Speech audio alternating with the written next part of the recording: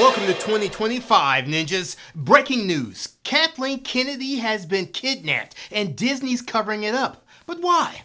Judging by the fact that Disney Plus's latest production, Skeleton Crew, didn't stink to high hell, the president of Lucasfilm must have been snatched over a year ago, if not longer. This humble shinobi will get to the bottom of... What? She's not missing? There's no explanation. How do you account for it?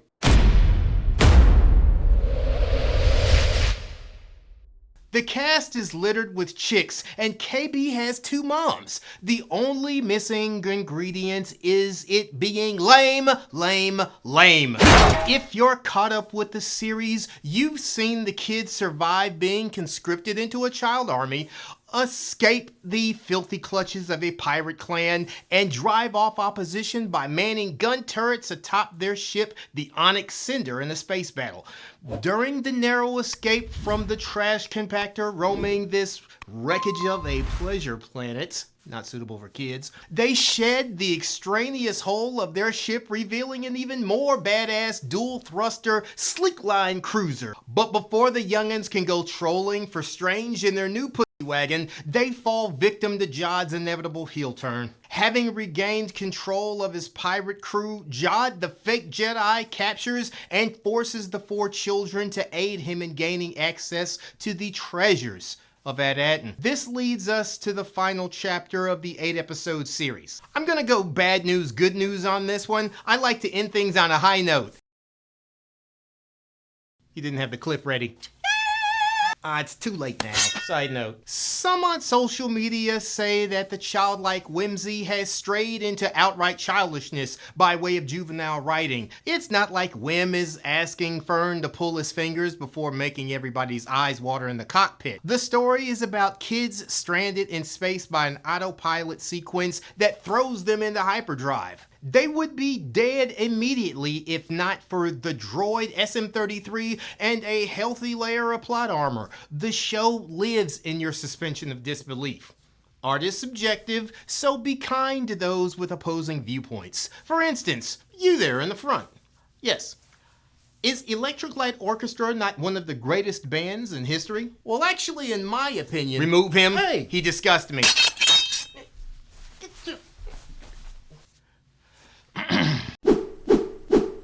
First off, what is it with pirate codes in every story? Anytime you have a bunch of cutthroats and ne'er-do-wells, the first thing these scamps do when they get together is codify a system of rules to keep from killing each other on sight. Forward thinking, I know, but I have to say, it's very counterintuitive. I didn't care too much one way or the other about the Wizard of Oz reveal of the supervisor, but it was fitting. I mean, everything looked as though it was automated, very cold, calculated, uncaring, and behold, it was. Sometimes the twist is, there is no twist. What's up with the barrier being an off-only situation? It is the most important security your planet has, and the giant shutoff switch is right smack dab in the middle of an unattended control room. Shit, even the supervisor has his back turned when you walk in. What's the installation of something like that? So I've given you the basic subterfuge package with the electrified protection grid.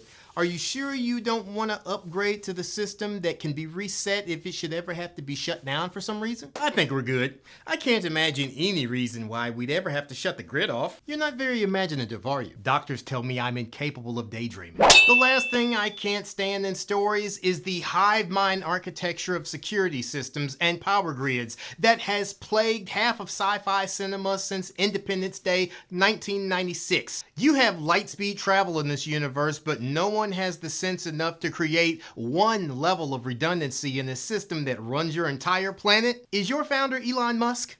I know you want to go vroom vroom in space like a big boy, but maybe also create a security force that doesn't freeze up like a citywide Squid Game challenge when a bad guy pokes the command node in the eye.